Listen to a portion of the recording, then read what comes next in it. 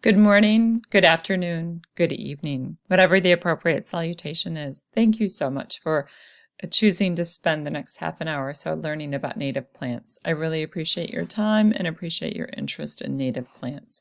Today's presentation is really going to highlight some of the benefits of native plants, as well as some specific plants that are appropriate in this area. Before we get too far, I just wanted to do a quick introduction. My name is Kathleen Carr. I own a company called The Growing Scene. We are a garden center and landscape company. We've been working in the area now for about 25 years. So what I bring to today's discussion is just some kind of practical hands-on knowledge of the plants that have worked and perhaps don't work in this area. Normally I would during this part of the presentation, if this was the traditional kind of in-person class, I would take a few minutes and ask you to introduce yourself. Unfortunately, because this is a virtual class, I cannot do that. But I have kept this slide in the presentation just to encourage you. If there's something that after we get through with the presentation in about a half an hour or so, I have not answered for you, if there's a question that you had, feel free to reach out to me and I will absolutely follow up with you. My contact information is on the previous slide. You're welcome to call me or email me, and I'll try to answer as many questions as you have regarding native plants. So native plants provide our area with several benefits. One of the main benefits is they really do help conserve water because they don't require as much water as the more traditional plants. They're an excellent way to protect that valuable resource. Native plants are also gorgeous. As you can see by the pictures, they're really, bright, vivid colors and provide a natural habitat for wildlife. And when you take a look at the fact that they're so beautiful, they require less maintenance, less watering. They really can add kind of another dimension to a landscape when you add them into the surroundings around your home. Here's 9 really strong advantages or benefits of planting native plants. Number 1, attract pollinators. That's kind of a fancy phrase to say that native plants attract bees. I had mentioned that our company's been in business now for 25 years. For probably the first, I'd say 15 to 18 years, many homeowners that I met with specifically said they did not want to include flowers in the plan that attracted bees. That has changed though about the past 7 years. I've actually heard the reverse of that. The opposite of that, people have been specifically saying they want to attract bees into their yard because they recognize the importance of bees and the importance of us planting things that will help sustain that population. During the introduction, I was kind of joking around by saying good morning, good afternoon, good evening. Whether, whichever salutation is appropriate in your case. Whether you have had breakfast, lunch, or dinner, whatever you ate during one of those meals, you would not have been able to eat if it weren't for bees. Perhaps you had strawberries with your cereal this morning, or lettuce, a salad, perhaps in the afternoon. Both strawberries and lettuce are pollinated by bees, and without them, we would not, that strawberry would have not magically turned from a flower to a fruit. The lettuce would have never been able to grow if it weren't for a bee. And I apologize, lettuce probably isn't a good example, but let's say you had cucumbers on that salad. The cucumbers would not have been able to be part of that salad because a cucumber flower needs to be pollinated by a bee. So we really need those bees in order to eat. Literally to eat. Number 2, water conservation, as we talked about in the previous slide. Native plants require less additional water or supplement water by us. Number 3, native plants also improve the soil conditions. 4, absolutely, they benefit local wildlife by giving them a food source as well as a place for shelter. Native plants attract birds, and for many of us, bird watching is really kind of an avid hobby that we enjoy and brings us a tremendous amount of pleasure. Number 6, they are part of a low maintenance garden. 7 native plants are really a long-lived, hardy, durable plant. 8, of course, they're eco-friendly in so many ways, as we've talked about. And 9, overall, they're just better suited for our environment. And who doesn't want to plant something that we know is suited for this particular area and has been growing in this area for hundreds of years? To get into some of the specifics, the first plant that I've selected is called Liatris, or it's also called Prairie Blazing Star. You can see it has really upright purple kind of bottle brush flowers to it. It starts flowering at the top, and then the flower will kind of work its way down the shoot and flower for a very prolonged period of time that tend to be mid to late summer. They do get a little bit of height, so at about 2.5 feet, you're going to want to give them some room in your garden.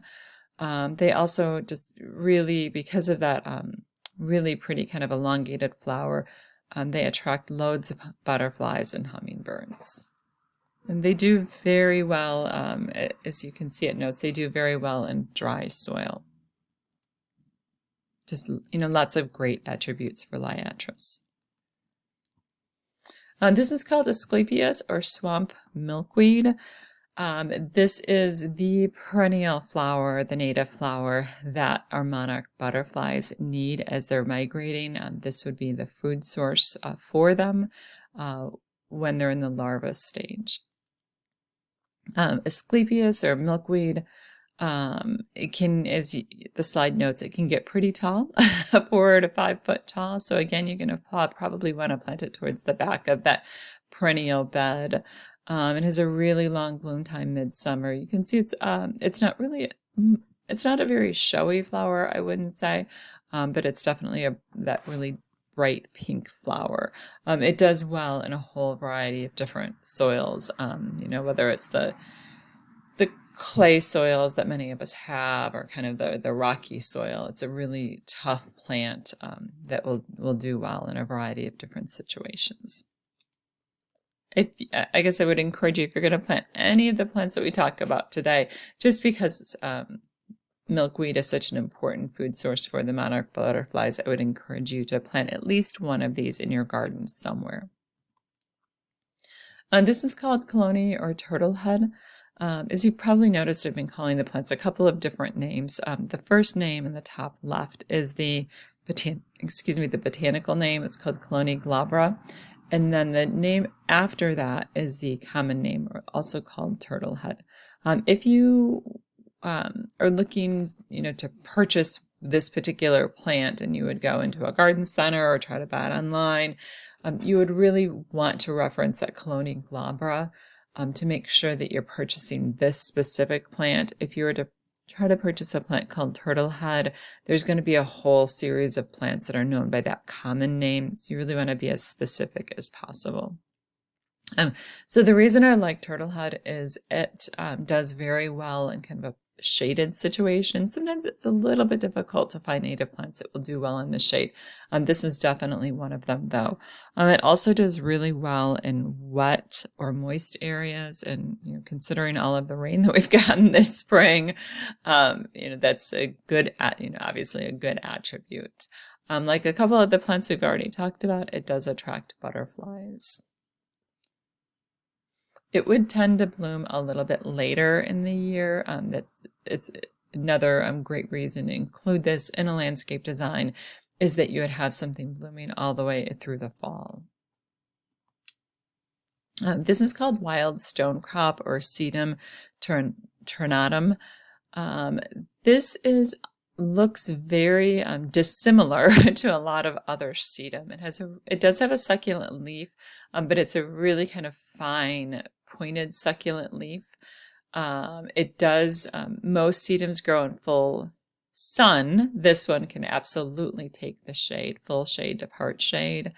It does bloom pretty early in the spring, and that's what you're seeing on the picture, the little white flowers. Then after that, it would have a really almost kind of a chartreuse leaf to it the rest of the year. Rabbit and deer resistant, a good attribute to look for in some of our plants for some of our yards. Lobelia or Cardinal Flower, we've kind of jumped back to the native plants that get pretty tall. The previous Sedum, you probably noted on this slide, was really low to the ground, kind of a nice ground cover. This one, you're going to have to, again, put it towards the back of a perennial flower, but it will reward you because it's got such just bright, brilliant red flowers to it.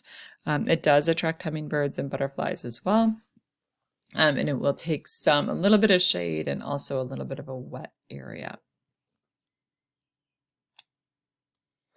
The next one that I've specified is called Virginia Bluebells or Mertensia.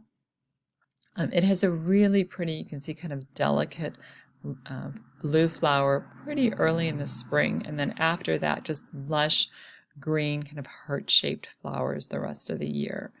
It is a plant that will kind of fade out in the heat of the summer, so you're going to want to pair it with other perennial flowers that look, pretty good in the summer.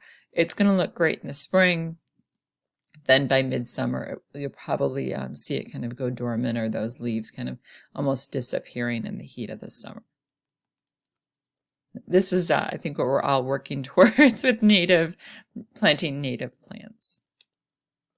Wild Geranium or Geranium maculatum is shown here, a really nice kind of array of blue flowers, kind of a whole cascade of blue flowers on the plants.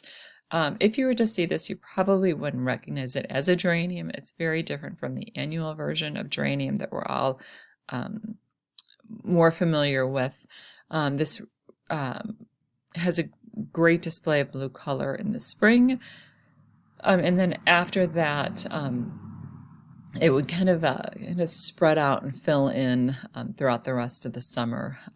You can see it gets about 18 inches tall, 18 inches wide, pretty flexible, and that can grow in some sun, can take some shade. It also has a really nice kind of reddish fall color.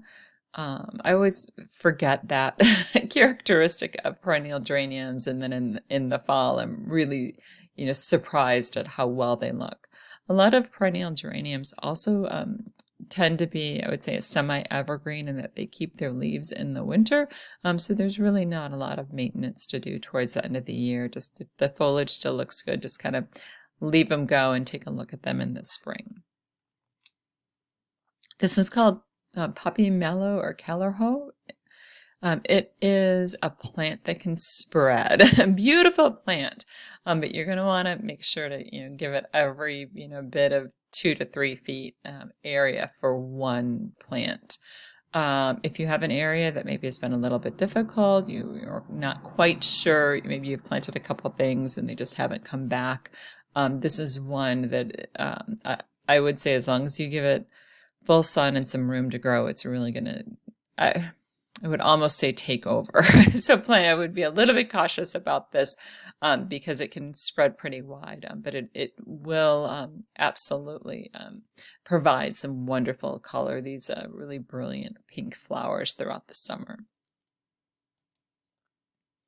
This is called Helenium or Helen's flower. You can see that bee is absolutely enjoying the pollen on some Helen's flower. It is a little bit like a cone flower, and you can see from the picture it has the one center cone with the petals, but a distinctive type of cone flower with a really bright yellow flower. It is also rabbit and deer resistant and can be used as a cut and then dry the flower. It is another one that would tend to bloom towards the late summer and into the fall. So that's always nice to add kind of a flower with that attribute to our landscape design. This is called Trillium. It is more of a woodland wildflower plant with really pretty white flowers early in the spring. Oftentimes the flowers of Trillium can be missed because they bloom so early in the spring. It is most often found, I would say, in kind of a forested area or you have a really heavily wooded area. So if you wanted to try to plant it in your garden, you're going to want to make sure to find a really shady spot for it. And this is called Coreopsis or Tickseed. I would say if someone really tried to pinpoint me on my favorite perennial flower, I would say Coreopsis. Maybe not. I like this kind of Coreopsis, but there's also lots of different Coreopsis. I like them for a number of reasons. The main probably being this really clear kind of yellow daisy type flower, and for their elongated bloom time, they really do bloom for months. I would say most perennial flowers tends to bloom weeks. Coreopsis, you can get months of color out of them. This particular one, you can see it gets about 2 foot tall, 1.5 foot wide, really tolerant of a wide variety of different soils, whether it's clay, dry, sandy. They're going to grow well in just about every situation as long as you give them full sun. That's the one thing that they really need, a lot of full sun. They do work to attract hummingbirds and butterflies as well as, a number of the plants that we've talked about today do. So this is called Monarda, or bee balm is another name for it, or bergamot. The wild bergamot that's pictured here, you can see it has a lovely lavender flower to it. It is a fantastic plant to attract hummingbirds and butterflies. The one thing that I would say, though, about this plant is it does tend to be a little bit aggressive. I kind of like that Callirhoe that we talked about a few slides ago. Make sure that you try to rein this plant in, or if you have an open area, just know that it's gonna take over. It's gonna spread out. So it probably doesn't kind of play nicely with others. It's going to be pretty aggressive. It does have a great fragrant flower, though, and if you had wanted to plant it in combination with other things, you can try some coneflower or black-eyed Susans, but know that they're because those plants can kind of hold their own. Maybe they might not be taken over with Monarda as much as some other plants would. There's another great shot of a bee pollinating a flower for us. Phlox. So this is a picture of a woodland phlox. I was just driving around yesterday and noticing all the phlox in bloom that look absolutely gorgeous. This is a phlox that would tend to spread out a little bit more than get really tall, about 10 inches high, 10 inches wide. It looks great in the spring and then tends to kind of die back or dry out a little bit in the summer and into the fall. I guess I would encourage you to include it kind of in a part shade area, maybe even some full shade, as a really early spring blooming plant. And this is called Baptisia or blue wild indigo. This is a perennial plant, but it behaves, I think, a little bit more like a shrub. You can see it has the really bright, intense blue flowers. Usually, I would say mid-May or so. I have not seen them blooming so far this year. And then after they're done, they have a really nice rounded bluish leaf to them.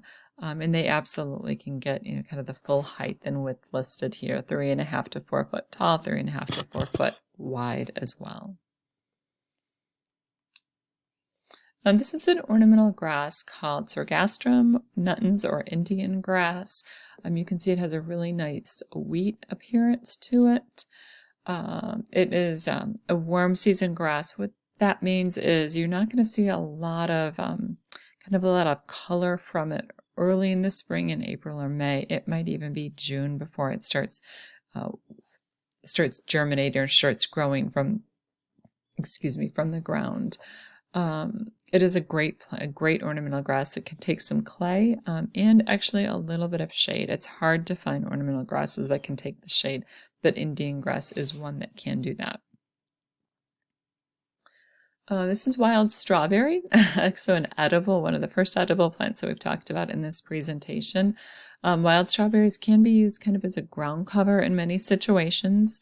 You can see it gets about 7 inches tall, spreads to about 12 inches wide, has a delicious edible fruit, and then also a really nice kind of a reddish color to the leaves in the fall. Joe Pye Weed, one of the last perennial flowers we're going to talk about. Joe Pye Weed is, again, kind of a taller perennial at about 5 foot. However, butterflies flock to this plant. So if you maybe are a photographer and want to get some great pictures of butterflies, or really just enjoy watching them, this is a plant that I would encourage you to work into your yard. A Mayapple, really distinctive, kind of like that Trillium, really distinctive perennial flower, native perennial flower. It flowers early. You can see it flowers generally, I would say, end of April, beginning of May. Can absolutely take the full shade. And then there's some information about the percentage of shade. It would, prefer about a 70% shade if possible. It is an ephemeral, meaning that it's going to go dormant as soon as it kind of gets the heat of the summer. It's really going to die back and you're not going to see much of it. So again, this is a plant that you'd probably want to incorporate in a landscaping with other things that look good in the summer or the fall. That's the last of the official native plants for the presentation. And then I just added this slide because this is the perennial plant of the year. It's called Golden Japanese Spikenard. It is not a native plant, but it is a plant that perennial growers across the nation have really nominated as a plant that should be promoted in 2020. I like it because it will do well in shade. It can take a few hours of sun, but it's mostly a shade plant with really pretty chartreuse flowers. It's also rabbit and deer resistant, which we all appreciate. It can get pretty tall, pretty wide, so I just want to give it a little bit of room. I apologize that I cannot take questions in this format, but again, if there's something that you're hoping to learn about that I did not talk about, please feel free to reach out. You can call, email me, and I'll try to address those questions. Thank you so much for watching the presentation. I really appreciate your time, and I appreciate you kind of moving to this format with us all, and I hope that you have a wonderful rest of your day.